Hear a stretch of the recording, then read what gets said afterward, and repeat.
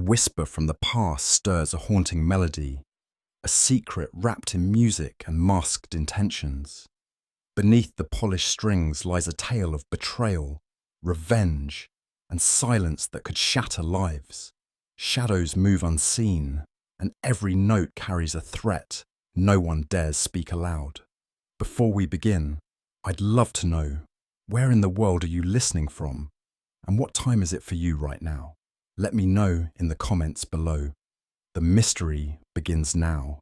It was on a sullen March evening, the kind which presses dampness into the bones and muffles all sound in its wait, that I found myself once again in the old sitting room at Baker Street. The rain slithered down the window panes in slow, deliberate streaks, and Holmes, with his back to the fire, held his violin beneath his chin, like a confessor to some private sorrow. He played, not his usual spirited Bach or whimsical Paganini, but a tune I did not know, haunting and strangely beautiful, a lament that seemed not merely played, but mourned. There was no conversation between us. Holmes had spent much of the day in silence, save for a brief comment on the ash consistency of a half-burnt cigar stub. I watched him for some time, sensing in the slow cadence of his bow an unspoken mood. And it was in that hush between two drawn notes that the doorbell rang, shrill and sudden, disrupting the hush like a pebble dropped into still water. Mrs. Hudson admitted a figure cloaked against the storm. Tall, angular, and curiously theatrical. What struck me first was the half-mask of dark velvet he wore, obscuring one side of his face like a man fresh from the stage. Water dripped from the hem of his coat, but he stood unmoving in the doorway, as though awaiting the verdict of a silent judge. "My name," he said quietly, "is of no consequence." "Then your business must be," Holmes replied, setting down his instrument without rising. "Pray step in before the fog follows you up the stairs." As the man crossed the threshold into our sitting room, Holmes' eyes sharpened like a hound scenting game. His gaze moved from the flecks of pale mud on the client's soles to the faint red abrasion at the base of his neck, the mark of a violin strap. A thickened callus on the left fingertip confirmed the habit of pressing strings, while a peculiar stain on the cuff suggested recent contact with a musician's rosin. "You've come far," Holmes murmured, "and rather faster than your coat was meant to bear. The train from Dover, I believe. 3rd class, and in haste." The man stiffened slightly, and though his voice was controlled, I detected a tremor beneath its surface. "I must beg your confidence, Mr. Holmes. I cannot, must not, be known in this matter." He kept a gloved hand clenched tightly about the base of a worn leather case he carried. When Holmes gestured for him to sit, he did so with the air of a man who feared he might never rise again. Holmes nodded. "Anonymity is the least of what we offer here, though I suspect you have already sacrificed truth upon its altar." A shadow passed over the mask. The man said nothing. The masked figure leaned forward, lowering his voice to a breath. "If I do not act within the week, I fear a woman will die, and I may be the cause." Holmes' fingers steepled beneath his chin. "A curious construction," he said softly. "You do not say she will be murdered, only that she will die. Nor that you will kill her, but that you may cause her death." "I cannot say more." "Not yet," the man said, glancing toward the curtained window. "Then say only this," Holmes replied. "Why have you come now, and not before?" The man exhaled. "Because now, she is beginning to play again." It was in that moment, that peculiar turn of phrase so pregnant with hidden meaning, that I saw the familiar glint alight in Holmes' eyes. The languor of the evening was gone. A case had arrived, cloaked in mystery, dressed in music, and trailed by the scent of something altogether more sinister. He sat with the discomfort of one unused to confession. The fire hissed quietly behind Holmes, casting long shadows upon the walls. But the man in the mask seemed oblivious to both warmth and light. When Holmes prompted him for his name, He shifted, as though the very syllables weighed against him.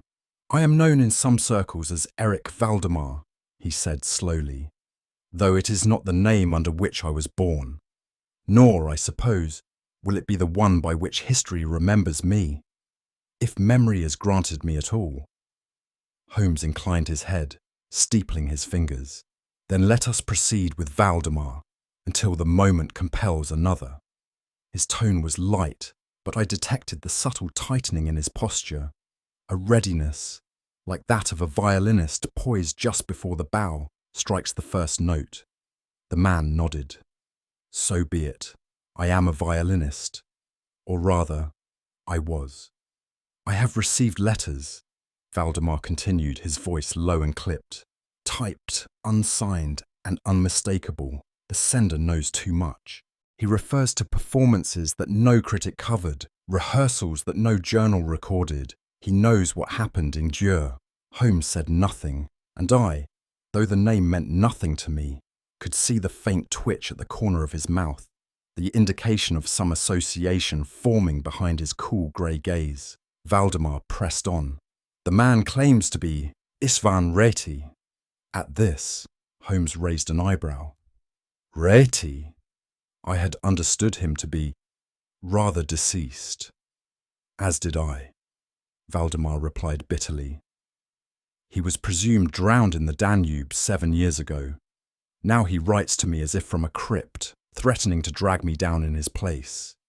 He claims to have proof of my involvement in a tragic incident I have spent a lifetime erasing, and worse still, he demands I commit an act I cannot bear." "And what is that?" Holmes asked softly. "To destroy a performance, and perhaps a life. I was playing for the household of Count Banfi in Pest," Valdemar began, his voice faltering for the first time. "It was meant to be a private recital, Reti, myself, and a small quartet performing for the Count and his daughter. A political evening, perhaps, though the music was our only duty." "What occurred?" I asked. Valdemar hesitated, then continued. "There was a quarrel between Reti and the Count. Words were exchanged, sharp and sudden, and then, during the final piece, the chandelier fell." "Directly above Reti?" Holmes inquired. Valdemar's eyes were haunted behind the mask. "Yes, it was dismissed as structural decay. The affair was smoothed over. No police, only silence. The Count arranged for all involved to leave Hungary shortly after. Reti was presumed dead." "And you presumed yourself safe?" Holmes murmured. Valdemar's lips tightened. "Until now. Now Reti writes of vengeance, of justice. He demands I become the saboteur of a young woman's triumph, or he will expose the truth, however he might spin it." Holmes leaned back. "Truth, after all, is only dangerous when others believe it." "She is called Amelia Verres," said Valdemar. "Barely 20, a prodigy of unusual brilliance, refined, intuitive, untouched by the viciousness of the professional world. I taught her, briefly, under another name. Reti now demands I mar her debut. A single ruined note, a public humiliation, something to fracture her ascent." "And if you refuse?" I asked. "He says he will tell the world what I did in Pest, that I was complicit, that I helped conceal a death." Holmes drummed his fingers once upon his knee. "So your options are confession or sabotage. It is, I must admit, a delightfully cruel composition." Valdemar did not answer. Instead, he reached into his coat and produced one of the letters, yellowed, unaddressed, and lined with precisely cut Hungarian syllables. Holmes took it without a word and held it up to the firelight, scanning the text as a conductor might a familiar score. "The rosin on your sleeve," Holmes remarked suddenly, "is fresh. Too fresh for a man who claims to have laid down his instrument." Valdemar blinked. "Old habit," he said, though not convincingly. "Indeed. And your right hand trembles, not from age, nor fear, but from overuse and strain. You are still playing, perhaps in secrecy, perhaps for yourself." Valdemar offered no reply, only a flicker of something like shame. Then there is the matter of your tobacco, Holmes continued, which is unmistakably of Szeged blend, an Eastern preparation scarcely found outside the border provinces of Hungary. It clings to your collar like a signature. You know the scent? I know what clings to a man who writes letters with a vengeance. Valdemar's shoulders sagged slightly, and Holmes softened, only slightly. You've come to preserve a career or a reputation, but what you may truly wish to protect is her. A long silence followed. Finally, the man spoke. If anything happens to Amelia, it will not be Retty who breaks me. Holmes folded the letter carefully and placed it beside the violin case. Then we must ensure no one plays the final note before it's time. You understand, Mr. Valdemar, Holmes said, rising at last, that this case touches on 3 instruments, one in your hands, one in your enemy's, and one that may yet be broken before her first crescendo. Valdemar stood as well, but said nothing. He clutched his hat as a man might cling to a final measure of dignity.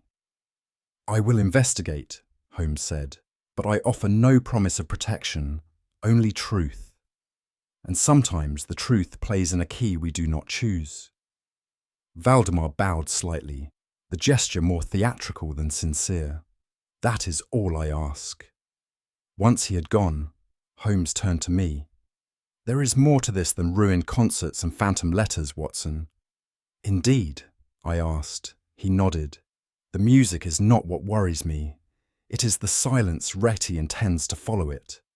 We stood for some time after the masked violinist had gone, the fog once again curling against the windows, as if reluctant to release him to the streets below. I cannot decide, I said, whether the man is truly guilty or simply haunted. Holmes was at the mantel now, fingering the strings of his own instrument with delicate precision. In matters of music and memory, Watson, guilt and haunting often walk in unison. He drew the bow once across the strings, a low note rising like smoke in the quiet. It is a case of rivalries, concealed truths, and one young woman who may yet be the unwilling soloist in someone else's requiem. And where shall we begin? I asked. Holmes smiled faintly. With the girl who does not yet know she is in danger, and the man who may have already placed her upon the stage. It was 2 days later that Holmes and I found ourselves seated in the modest rehearsal chamber of the Marylebone Conservatory, a narrow brick structure whose ivy-clad windows rattled faintly in the March wind. Emilia Verres stood at the centre of the room, framed by a circle of empty music stands and the faint scent of varnish. She was slender, composed, and seemed to glow with that peculiar intensity which only the very gifted possess. Yet her eyes, as Holmes immediately remarked to me in a whisper, watched the door more than the bow. She began to play a caprice by Berriot, and the sound was exquisite, rich, precise, and heartbreakingly pure. But Holmes sat forward slightly, his brows drawing together as if something invisible had slipped between the notes. I heard nothing amiss, but I've long since ceased to trust my ear where Holmes' instincts were concerned. When she concluded, there was polite applause from a small cluster of staff, but Holmes merely tapped his fingers on the bench beside him. She plays, he murmured, as one who expects to be interrupted and dreads who may be standing behind her when it happens. As Amelia tuned her violin for the second piece, Holmes leaned toward me. There, did you catch it? Catch what? Her rhythm. In the third variation, there's a hesitation after every ascent. Not in the music, mind you, but in her hands. It's not nervousness, Watson. It's rehearsal layered over avoidance. You think she is hiding something in her technique? Not hiding, he said. Signalling. That piece is meant to sing, but she muffles it, as though afraid of where it might lead her. She is playing under a shadow, and it weighs more than mere stage fright. I regarded her again, this time noticing the flicker of her eyes toward the gallery above the piano. She smiled at the accompanist, but there was tension in the corners of her mouth that did not lift when the music did. Holmes tapped his cane once against the floor. Someone is watching her, he said quietly, and she knows it. I turned at once in the direction Holmes had indicated and caught sight of a bearded man in a brown overcoat, seated alone in the upper gallery. His presence seemed unremarkable at first glance. A patron, perhaps, or an instructor, but Holmes had already risen and was quietly making his way up the narrow stairs. I followed several paces behind, noting the peculiar gait of the figure above us, which bore the uneven rhythm of a man with a stiffened leg or recent injury. But as we reached the landing, the figure rose abruptly and slipped behind the curtain near the stairwell. By the time we passed through, he was gone, not vanished like a magician, but with the precise speed of one who had measured every inch of his escape beforehand. "He limps," Holmes muttered, scanning the stairwell, "but he is no invalid. Do you believe that was Retty?" "I believe," Holmes said, "that we have just seen someone who does not wish the girl to succeed, and who knows precisely when and where to vanish." He stooped and touched the balustrade. "Dust disturbed, no fingerprints. Someone trained, or careful, perhaps both."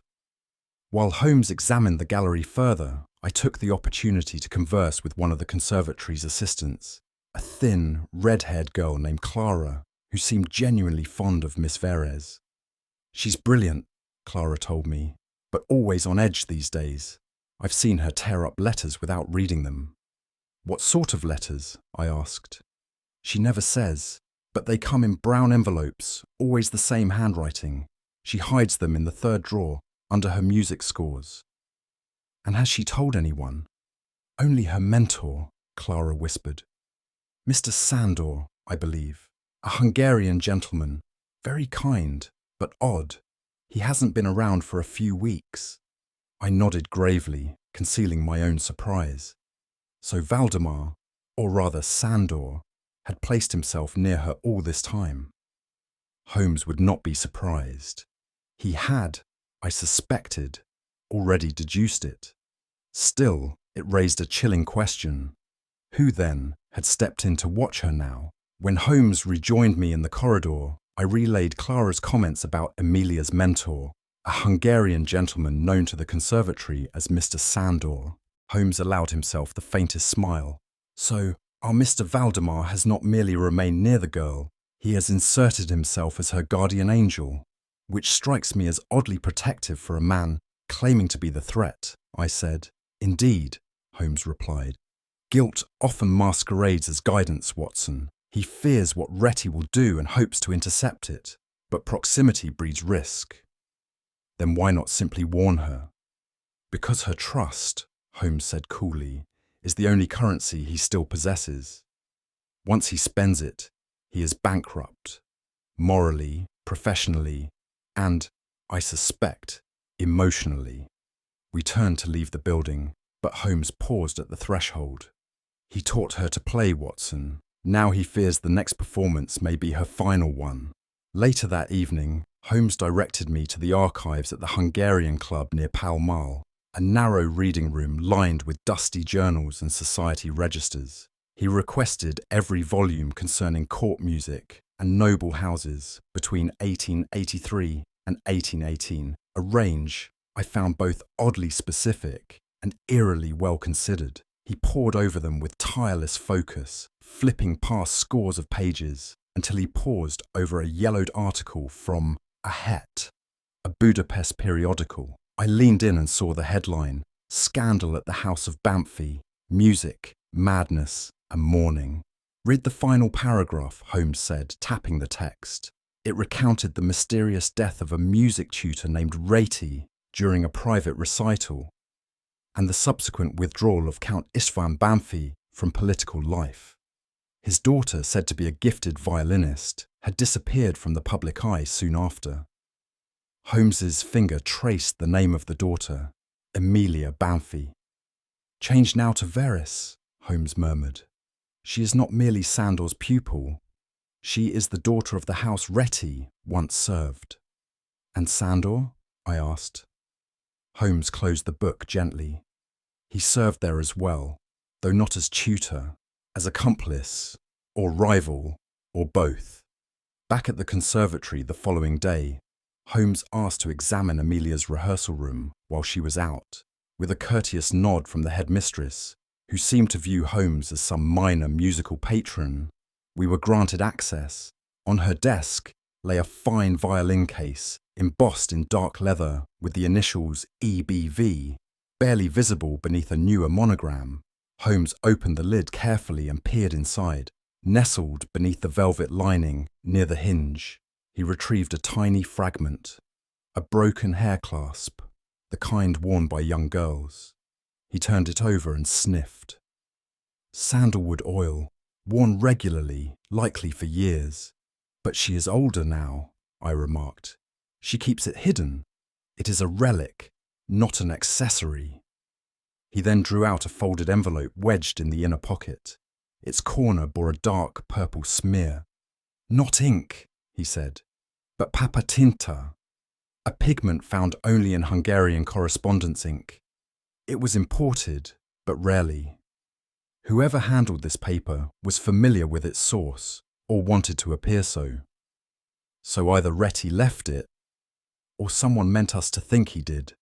That night, back in Baker Street, Holmes sat cross-legged before the fire, his violin resting silent across his knees. He had not played a note since returning from the conservatory, though I sensed music was churning silently within him, measured, scrutinized and dissected as only he could do. You recall her hesitation during the burial? He asked. Of course, you said she muffled the accents. Not muffled, he corrected.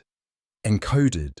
There was a pattern in her restraint. Each held note was exactly 2 beats longer than required and always following the same sequence. Do you suggest she is playing a cipher? Holmes gave a faint smile. Not consciously, but those who carry secrets often express them in the only language they trust. For Amelia, that language is music, and she is, I believe, unconsciously telling us she is afraid, not of failure, but of betrayal.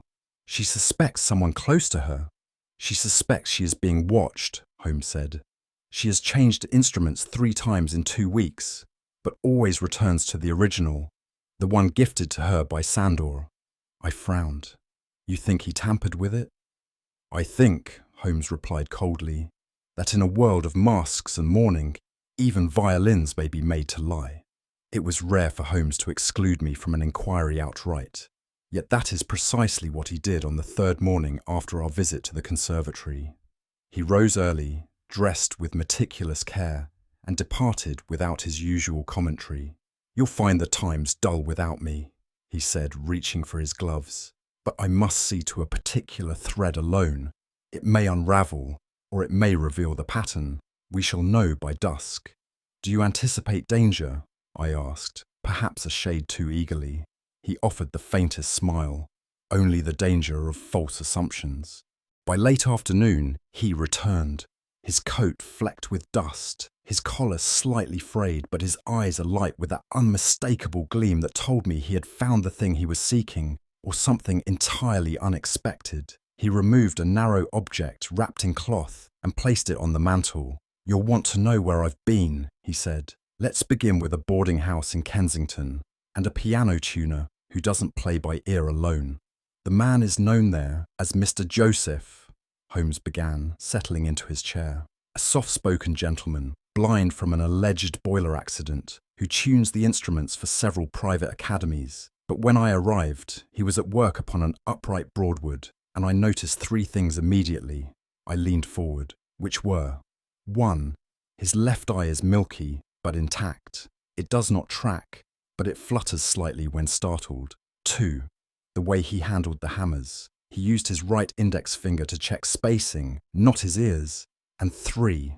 A scuff on the inside of his wrist, where a violinist braces the instrument. You believe this Mr. Joseph is Retty? Without question. The voice is identical to a recording preserved by the Royal Society. I presented myself as a patron seeking tuning for a gift. When I dropped Amelia's name, he paled. Not theatrically, but as if the ghost of his past had walked into the room. Did he confess? Not in words, but I mentioned Pest, the house of Bamfy and the chandelier. His hand trembled. He asked me to leave. I did. And you're certain it was Ratey? Holmes nodded. As certain as I am that he fears not exposure, but interruption. I accompanied Holmes the following evening, as he had arranged a second meeting with Ratey under the guise of returning for a tuning appointment. But as we approached the boarding house, Holmes drew up short. "He's bolted," he murmured. "See the curtains? Moved too recently." We gave chase through the narrow alleys of Kensington, Holmes ahead, swift and tireless as a bloodhound on the scent.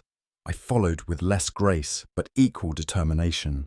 At a bend near the mews, Holmes turned sharply and caught sight of a shadow ducking between two ash bins. We cornered him briefly, a gaunt figure with a thick beard and pale eyes that flashed with defiance. But before we could close the gap, he flung a small canister to the ground, releasing a plume of foul smoke, and vanished through a tradesman's passage.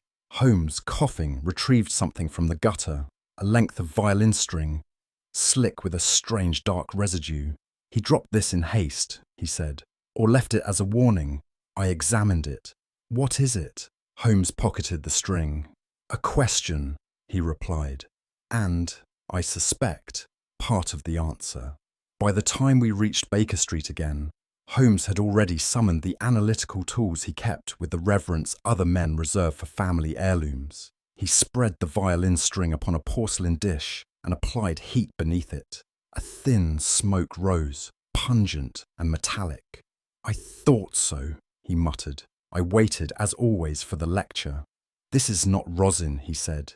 "It is a synthetic compound, a resin mixed with ferrous oxide and a trace of camphor, used only in the maintenance of steel piano wire, but applied to gut strings."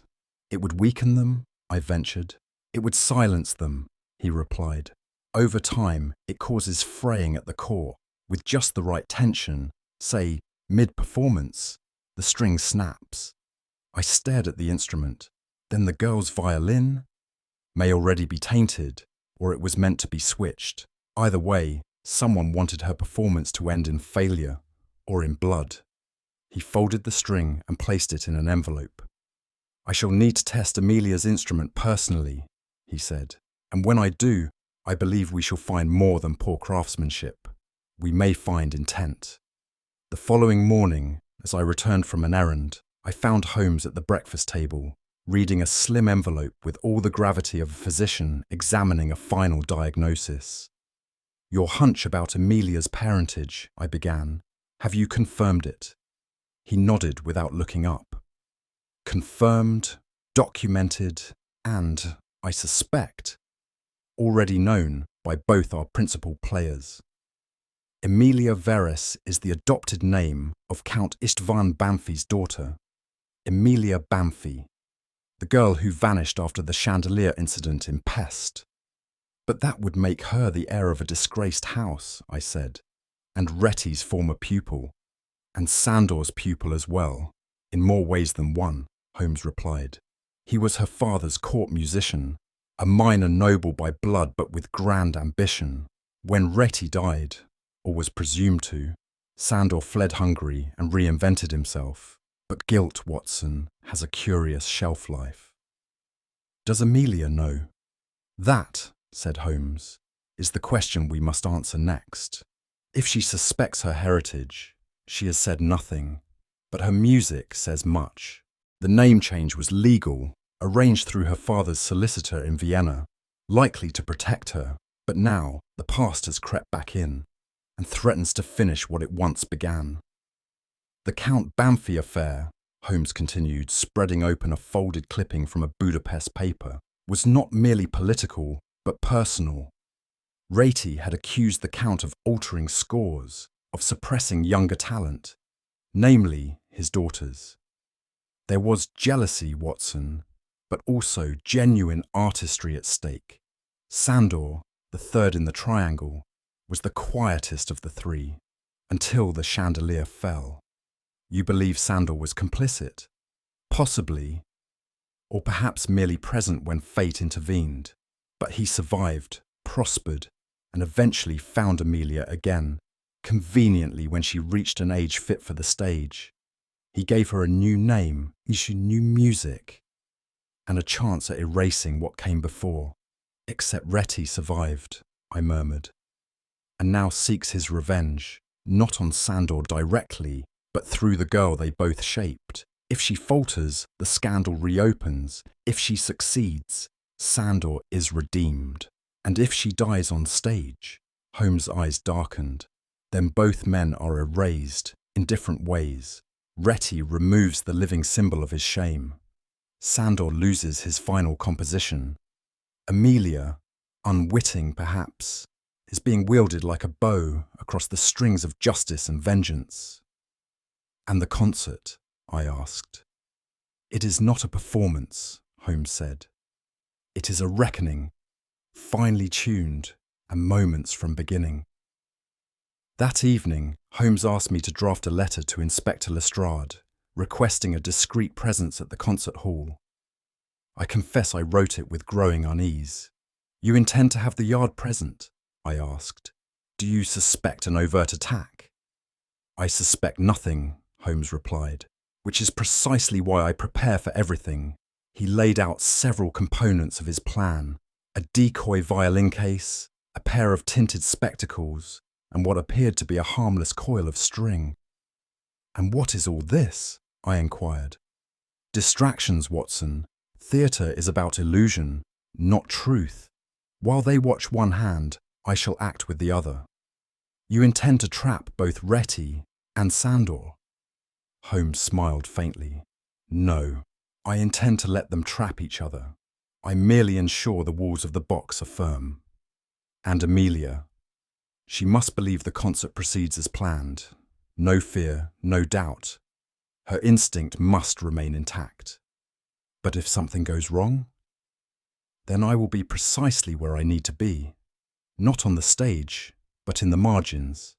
The silence between the notes, Watson, is where meaning lives. And the risk? Holmes looked up. Is that we are wrong, and music becomes mourning. We sat long into the night, Holmes quietly restringing a violin identical to Amelia's, while I watched the shadows grow deeper across the floor. You've often said, I murmured, that it is the detail most easily overlooked which contains the truth. Holmes glanced up. Yes, most men watch the hands. Fewer listen to the rests. I frowned. You believe the danger lies not in the music itself, but in the pauses. In the moments when nothing is said, he corrected. When emotion falters and instinct speaks. That is where a saboteur works best, in silence. You shall see, Watson. The night of the concert, we will all be listening for the notes. But He tightened the final peg, snapped the case shut, and stood. We'll be watching for the silence. There was something in his voice, not fear, but certainty layered with a quiet, almost funereal resolve. I said nothing more that evening. The violin case remained by the door, and Holmes did not sleep. The concert hall on Wigmore Street was already half filled when Holmes, Lestrade and I arrived by separate entrances under his precise instructions. It was one of those modest venues that boasted more history than grandeur. Red velvet seats, narrow galleries, and acoustics that were both intimate and unforgiving. Holmes had always claimed that such rooms were designed for confessions, not applause. We had taken our positions as planned, Lestrade stationed discreetly behind the curtains to the left of the stage, Holmes blending in amongst the press in the gallery above, and I seated in the second row with a view of both Amelia and the orchestra pit. The atmosphere crackled with polite anticipation. Amelia was to perform a solo arrangement of Sarasate's Zigeunerweisen, a choice Holmes found interesting. She is sending a message, he had said to me the night before. To whom, and from what, remains to be heard. As the house lights dimmed, the silence that fell was near sacred. I scanned the audience and caught sight of a bearded man in the shadows of the upper box, a face familiar from the gallery at the conservatory. Holmes had seen him too. I could feel it in the shift of the air, as if the curtain itself were holding its breath. I learned afterward that Holmes had found his way backstage, moments before Amelia's entrance. slipping into the wing during a stagehand's distraction. She had been tuning her violin, the very one gifted to her by Sandor, when he approached.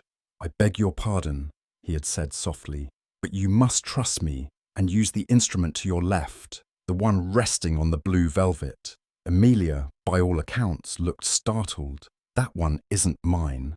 "No," Holmes replied, "but yours was meant to betray you."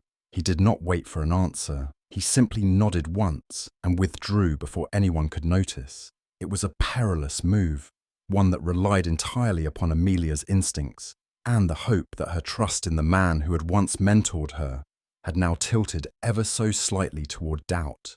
She took the substitute. From my seat, I saw her step into the light, bow in hand, face composed. The orchestra gave its soft cue, and her bow met the strings. Behind me, a breath caught in the shadows. The music began with elegance, rising like smoke from Amelia's strings. Her technique was precise, perhaps even more refined than in rehearsal. But Holmes, ever the conductor of consequence, was not watching her hands.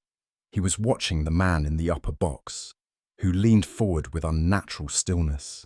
Midway through the second variation, just as the tempo climbed and the E string would bear the most tension, there came a sharp, dry snap, not from Amelia's violin, but from the one Holmes had quietly arranged to be tuned identically and laid beneath the gallery. The effect was devastating. The audience gasped. Amelia halted, not in panic, but in perfect professional control. She lowered her bow, looked calmly toward the conductor, and gave the subtlest of nods. Then, as if it had been scripted all along, she stepped back and took up her own instrument. This time, the one Holmes had tested and approved. From the gallery, a figure rose hastily and began making his way toward the staircase. I turned toward the sound of the broken string again and saw that it had been rigged not on stage, but beneath it. Holmes had not merely anticipated sabotage. He had staged it. As Amelia resumed her performance with unshaken poise, a disturbance broke at the rear of the auditorium. The bearded man, Ratey, we knew now without doubt, shoved past a pair of ushers and vaulted the pit rail with a suddenness that betrayed months of pent-up violence. In his hand was a conductor's baton, a sleek, unremarkable rod at first glance, but gripped with too much purpose for mere flourish. The orchestra stuttered to a halt. Amelia froze, bow mid-air. Holmes was already moving. From his place in the gallery, he dropped down the side stairs with the speed of a panther. Lestrade appeared simultaneously at the opposite wing. "Sir," one of the ushers cried, "you can't." But Retty was past them, heading straight for Amelia. Holmes intercepted him just as he reached the edge of the stage. There was no scuffle, no dramatic leap, only a hand. Holmes's hand, reaching calmly into the man's lapel, seizing his wrist and wrenching the batons free. "It's not your music to conduct," Holmes said coolly. Retty's eyes flared with rage or sorrow or something deeper than either. The baton clattered to the floor. Lestrade stepped in. The applause had not yet resumed because no one dared breathe. Later, in the backstage hallway lined with dusty props and scores of forgotten arrangements, Holmes handed the baton to Lestrade with an air of precise disgust. "Do not touch the tip," he instructed. "Contains a hollow channel, quite narrow, filled with a gelatinous toxin, plant-based, derived, I believe, from Aconitum napellus." Lestrade frowned. "Monkshood?" "Correct," Holmes said. "Odorless, quick to absorb through skin or bloodstream, often fatal." Ratey had intended to pierce Amelia with the needle. A brush of the hand, perhaps disguised as a correction or gesture. A silent death, mid-performance, followed by confusion, grief, and a legend. Lestrade held the object at arm's length. "He's lucky we caught him." Holmes tilted his head. "No, Inspector. He's unlucky that I listened. Not to the music, but to the fear beneath it. I watched as Retty, now restrained, refused to meet Amelia's gaze. She, to her credit, stood calm but pale. Her fingers trembled, but not from performance nerves. "Why her?" I asked Holmes softly. "Why would he want to kill the very symbol of his legacy?" Holmes gave no answer at first. Then quietly he said, "Because in her he saw what he might have been, had he chosen beauty over bitterness. Rati, once a ghost in every sense, now stood in flesh and breathless fury beneath the concert hall's dull gaslight.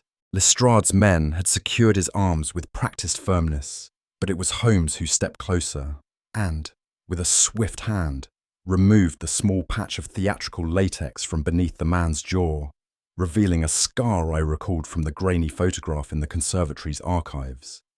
"Istvan Rati," Holmes declared, and for once even Lestrade offered no protest. "Presumed dead in 1891 during the train fire in Zekersverhervar.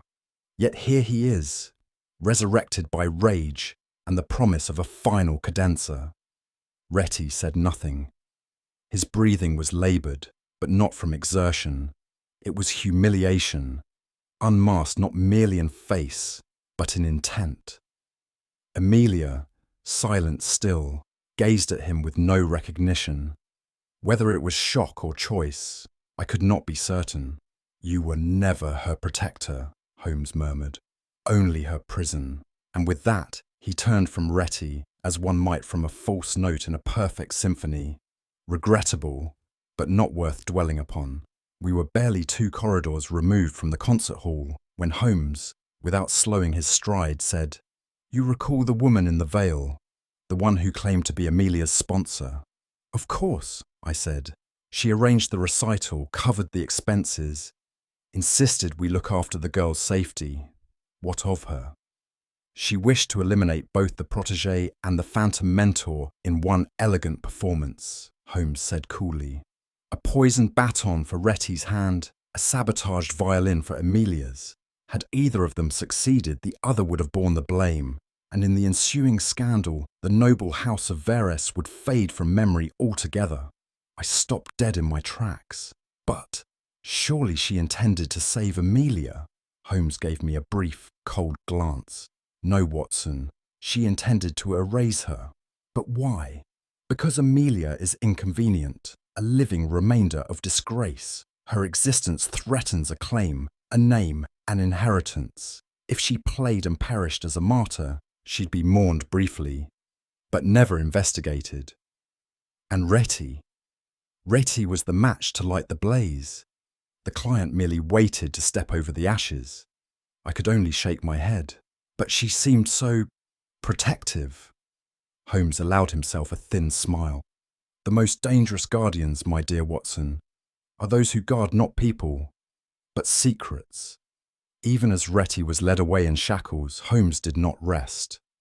I followed him back toward the empty concert hall, where the orchestra had long since disbanded and only the creak of boards remained. Without a word, he stepped lightly onto the stage and knelt beside the music stand where Emilia had performed. "Observe," he said, lifting a slat of polished wood near the front edge of the platform. Beneath, affixed with startling precision, was a taut steel wire that ran diagonally beneath the boards, vanishing into the orchestra pit. Holmes's fingers traced its path until he found its anchor, a small mechanism rigged to snap at the correct pitch vibration. "Crude," he said, "but clever. The sustained frequency of the high E string would have triggered a tension release, and then the stage would have fractured along this fault line, a 10-foot plunge into the pit below, enough to break a neck, or a legacy." With the grace of a surgeon, Holmes severed the wire using a small blade. The tension released with a faint twang, like the final sigh of a sinister overture. "I had a suspicion," he added, "that our masked patron was not content with a single contingency." I exhaled slowly. "Holmes, had Emilia played the original violin, she would not have survived the crescendo," he said, and turned toward the wings.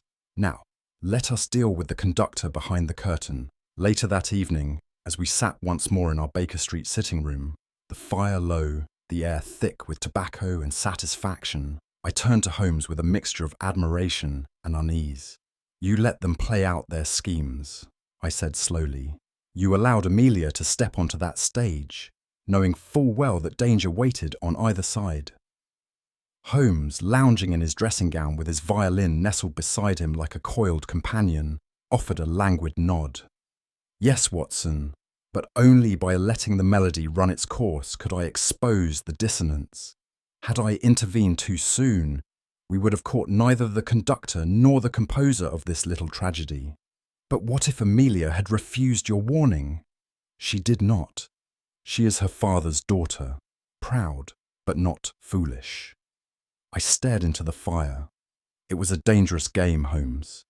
Life, my dear Watson, is a dangerous game, but it is the timing that distinguishes the artist from the amateur. He drew the bow gently across the open G-string, producing a hum as low and melancholy as his own expression. Then, without turning, he added, "I needed Retty to believe he still possessed the power to act. I needed our veiled benefactress to believe she had calculated every variable. What neither anticipated was each other." "Two crimes, one stage," I murmured. Holmes smiled faintly. "Precisely. I conducted nothing, Watson. I merely arranged the overture and let the symphony fall apart in their hands." Outside, the night was quiet, but in the silence between the notes, I heard Holmes's final lesson, that the truest music of justice is often played unheard. We had scarcely removed our overcoats when Holmes, with his customary economy of movement, sank into his chair by the fireplace and reached for his pipe. The events of the evening, so swift and yet so intricately woven, had left my thoughts scattered and eager for explanation. For my part, I dropped into my familiar armchair opposite him, nursing a small brandy, and eyeing Holmes with the half-expectant, half-weary look of a man who knew he had once again missed the invisible thread that had guided his friend through the maze. Holmes struck a match, regarded it thoughtfully for a moment as it flared, then said, "It is always astonishing, Watson, how melodrama can be constructed with the simplest instruments. A girl with a bow, a villain with a score, and a stage set not for music, but for memory." I gave a small groan. "Holmes, I confess I am utterly at sea. You knew who was behind the mask all along, didn't you?" "From the moment he entered our chambers," Holmes replied coolly. "The rest, my dear fellow, was merely orchestration." And with that tantalizing phrase, he exhaled a long plume of smoke and began. "You remember, Watson," Holmes began, "our client, or rather, our masquerading conductor, claimed to represent Amelia's interests and insisted on anonymity due to continental sensitivities. His voice was soft, but trembled on certain consonants. A trained ear, which happily I possess, would recognize a Hungarian accent masked beneath the veil of Oxford affectation. But who was he? I pressed. Not Retty. Certainly not. The true instigator was Count Miklos Sandor, once a minor nobleman and tutor to the House of Verres, until he vanished following the duel that ended Count Verres's life. I blinked. The duel that supposedly concerned Amelia's parentage. Just so. The whispers at the time were that the child, Amelia, was not only illegitimate, but the fruit of Sandor's own liaison with the Countess. Retty was blamed, the scandal erupted, and Sandor disappeared, not, I suspect, into exile, but into planning. He returned as a patron, I murmured. Returned as her saviour, Holmes corrected me, to ensure she played and perished on his terms, thus ridding himself of the last living testament to his disgrace and reshaping the tale to favour his honour. The logic chilled me. He wished to martyr her and destroy Retty in the process. An elegant solution, Holmes said with disdain, except that it required more art than character and more silence than truth. Your nose, Watson, though serviceable in medical matters, remains regrettably blunt in domestic observation, Holmes began, rising to fetch a slim folio from his bureau. You did not notice the peculiar tang clinging to our client's gloves. I confess I did not. It was amber black Cavendish, a rare Hungarian blend favoured by the Sandor household. You will not find it in London tobacconists, but I happen to recall it from a monograph I once penned on Eastern European pipe mixtures. He placed the folio in my lap. Inside were 2 pages of handwritten musical score. Now observe these. I looked closely. This is the piece Amelia played, or nearly did. Indeed, except this particular version, a forgery, bore notations added by someone unfamiliar with the true structure, subtle timing errors, exaggerated dynamics, designed not to aid the player, but to push her toward failure. And the rosin? I asked. Holmes gestured toward the violin case we had retrieved. On the second instrument, the one intended to fail, I detected a French rosin known for its brittleness under heat. Not Amelia's usual choice. So both the music and the instrument were tampered with. Holmes nodded. 2 saboteurs, one beneath the stage with wire and rosin, the other above with scores and smoke, and both, by trusting in concealment, exposed themselves to the very precision they underestimated.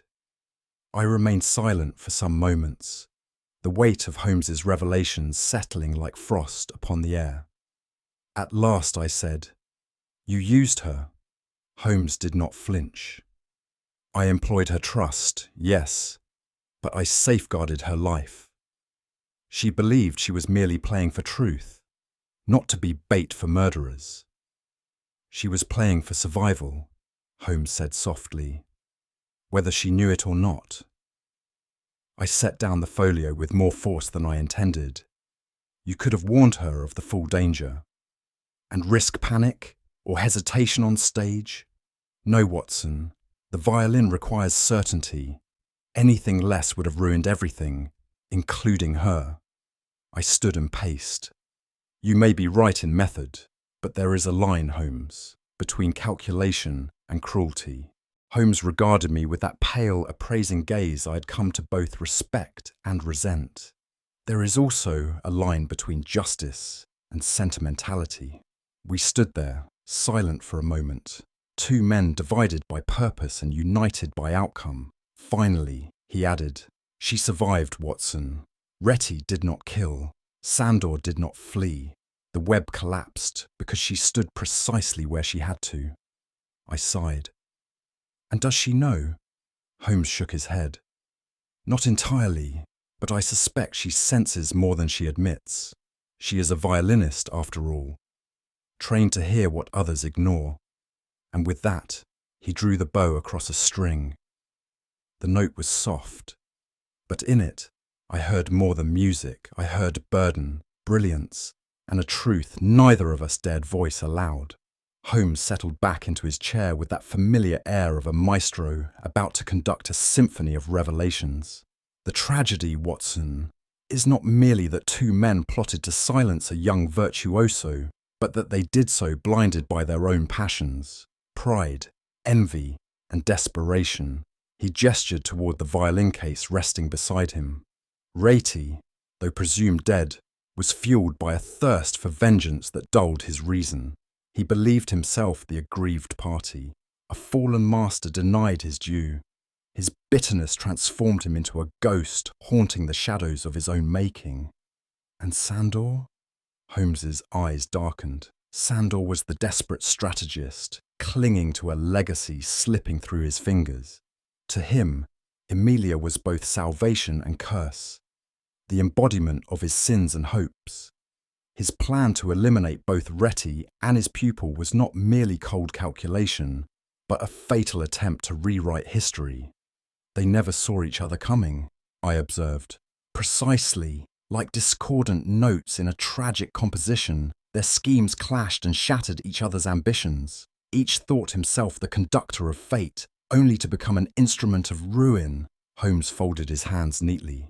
The key, Watson, was to understand their illusions, their belief in control. You mean you let them believe they were masters of the game? Indeed, Retty was given the impression that his every move was unseen, yet he was shadowed. Sandor believed his masked presence would remain inscrutable. but I had placed observers in every corner. He opened a ledger, pointing to a series of correspondences and intercepted messages.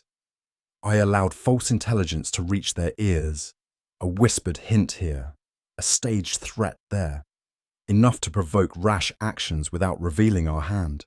You were the true puppeteer, Holmes smiled thinly. A conductor, if you will. I orchestrated their moves so that they stepped upon each other's strings. A duel without blades, played out in silence and shadows. And Amelia. She was the silent audience, unaware of the score's dark undertones. Her trust was the melody that carried the discord. I frowned. That strikes me as a perilous gamble, Holmes shrugged. Life and art both require risks. The difference lies in how one conducts the performance. I could no longer contain my unease. Holmes, forgive me, but you used Amelia like a pawn, a mere piece moved across a deadly board. Did it not trouble you, placing her in such peril, even for the sake of justice? Holmes regarded me with a glance both piercing and devoid of sentiment. Watson, to be a pawn is often to be the most vital piece on the board. Amelia's role was neither cruel nor careless, but necessary. Necessary, I repeated incredulously. You risked her life as bait. No, he said quietly. I risked the failure of my plan if she hesitated. The girl needed certainty, not fear. To betray that would have doomed us all. I paced, the warmth of frustration rising in my chest. And yet, she remains unaware. She trusts you blindly, even as you orchestrated this danger. Holmes exhaled, a rare sigh. I do not ask for her trust. I demand her courage, and she has shown it in abundance. I softened. And if this were not a game of shadows, but of human lives, Holmes? Where does your conscience find refuge? His eyes flickered with something almost like sorrow. In the knowledge that without such measures, there would be no music left to play, only silence. The following morning, as dawn crept through the windows of 221B Baker Street, Holmes presented me with a small parcel wrapped in soft cloth. Unfolding it, I revealed Amelia's broken bow, the one that had snapped under such dire circumstances. Yet, to my astonishment, it was mended. Fine silver wire, delicately wound around the fractured wood, binding it together with both strength and artistry. Holmes watched my expression with an inscrutable smile. Even broken things may yet play true, Watson. A bow is much like a man, fractured, but capable of renewal. I looked up. Will she understand the gesture? Perhaps not immediately, Holmes said, but the weight of such care often speaks louder than words. It is a token, not merely of repair, but of hope. He paused, fingers trailing the length of the bow as if recalling its every note. Music is forgiveness given form. Justice, when tempered with mercy, is the same. I thought of Amelia, of the courage she had shown, and the peril she had faced. You have a rare kindness beneath that austere exterior, Holmes. He inclined his head. Kindness tempered by necessity, my dear Watson, and sometimes that is all one can offer in a world so often deaf to mercy. We sat in silence, the bough resting between us like a fragile covenant. And as the morning light filled the room, I felt that for once, the music had ended on a note of peace. It was late one misty evening when I returned to find Holmes seated in his favourite chair, the room cast in flickering shadows from the dying fire. His violin lay cradled beneath his chin, and from its strings poured the haunting melody I had first heard upon our arrival. Yet something was different. The tune was softer, less burdened by sorrow, as if the very man playing it had shifted in subtle ways. I sat quietly, listening to the sorrowful notes ripple through the stillness. Holmes's eyes were closed, his expression unreadable. It struck me then how this simple, melancholic piece had become a mirror, reflecting not only the story we had lived through, but the quiet evolution of the man who solved it. The song, once sharp with tension, now felt tempered by a fragile peace. As the final note lingered in the air, Holmes lowered his violin slowly, a faint shadow crossing his features. I wondered what thoughts lay behind those closed eyes, silent as the night itself. I ventured softly, "Holmes, I now realize the tune you play is that Hungarian lament, the one we discussed on our first evening. Yet, tonight, I hear it differently. That discordant, biting note you once struck so deliberately is gone." He opened his eyes and regarded me with his usual cool precision. "Ah, Watson," the note was a dissonance, a truth too harsh for the ear to bear unsoftened. Removing it does not erase the pain, merely masks it beneath a veil of harmony. But it made the music memorable. It gave it character. Holmes nodded. True. Yet life often demands the silencing of sharpness for survival.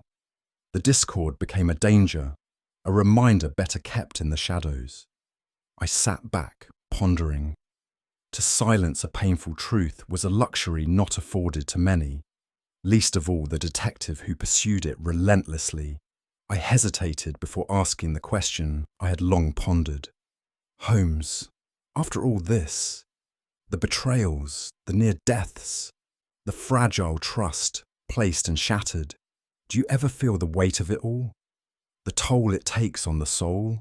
He regarded me with a faint, ironic smile. "Watson, I am a man of logic and deduction, not sentiment. Emotion is a luxury that clouds judgment. The toll you speak of is not mine to bear. It belongs to those who lack clarity. But surely you are not untouched by it." "Perhaps," he said quietly, "but I choose to dwell in the realm of reason, where suffering is an equation to solve, not a wound to nurse." His gaze drifted toward the window, the night swallowing his words. I knew better than to press further. Some truths, like notes in a minor key, were meant to remain unspoken. Setting his violin aside with deliberate care, Holmes remarked dryly, "Watson, a puzzle that bleeds is no puzzle at all. It is tragedy. I deal in enigmas that surrender their secrets without lamentation." I smiled faintly at his customary detachment. "Yet even enigmas leave a mark, Holmes."